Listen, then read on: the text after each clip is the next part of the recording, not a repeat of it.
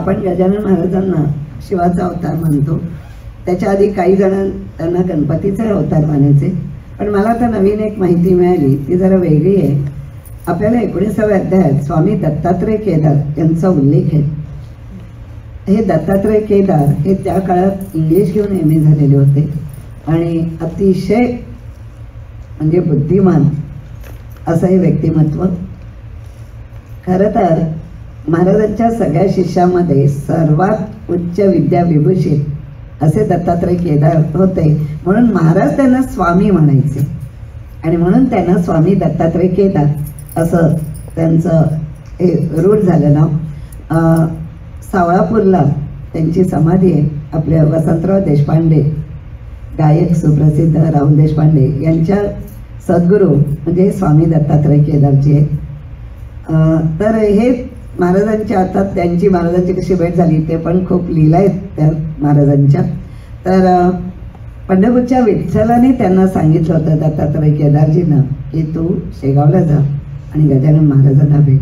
म्हणून दत्तात्रय केदारजी शेगावला आले. तिथे काही महाराजांनी लीला घडवून आणल्या आणि मग ते त्यांचे निस्सीम भक्त बनले. तर ते गजानन महाराजांच्या लीला यावर प्रवचन करत आणि वेगवेगळ्या गावात जाऊन महाराजांच्या भक्ती मार्गाचा प्रसार करत, तर ते आपल्या प्रवचनात एक वेगळी माहिती देत. ते म्हणत गजानन महाराज हे भगवान श्रीकृष्णाचा अवतार आहे आणि त्याच्या समर्थनार्थ ते एक गोष्ट सांगत ते म्हणत की भगवान आपली विदर्भाची राजकन्या रुक्मिणी कौंडिन्यपूर ही तिचं माहेर, तिच्या भावाच्या मनात रुक्मिणीच्या मनात तिचा विवाह शिशुपालाशी व्हावा असं होतं, पण रुक्मिणीनं मनोमन भगवान श्रीकृष्णाला वरलेलं होतं. जेव्हा तिच्या स्वयंवराच्या आणि विवाहाच्या हालचाली सुरू झाल्या तेव्हा असं सांगता की तिने डोळ्यातल्या काजळाने पत्र लिहिलं आणि द्वारकेला आपल्या एका दासी करवी पाठवलं. ते पत्र मिळताच भगवान श्रीकृष्ण कौंडिन्यपूरला आले. त्यांनी रुक्मिणीचं अपहरण केलं आणि मग ते दोघं रथातून जात असताना रुक्मिणी त्यांना म्हणाली, भगवान ही माझी मायभूमी सोडून तुमच्याबरोबर येते आहे, पुन्हा कधी मी इथे येईल हे सांगता येत नाही, मला तुमच्याकडून 2 वर हवे. तर भगवान सावध होते. ते म्हणाले सांगून बघ, मग मी सांगतो पुढे तुला काय करायचं ते.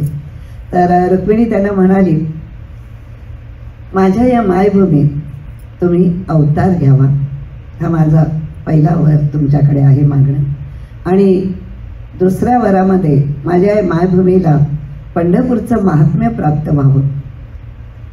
भगवंतांनी विचार केला आणि म्हणाले, द्वापार युगात तर या काही मला शक्य होणार नाही, पण कलियुगात मी तुझे 2 वर नक्की पूर्ण करेन.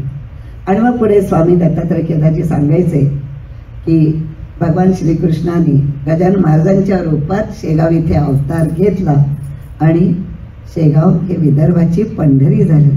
आज पंढरपूरला जे महात्म्य आहे ते महात्म्य विदर्भाच्या या पंढरीला प्राप्त झालेले शेगावला.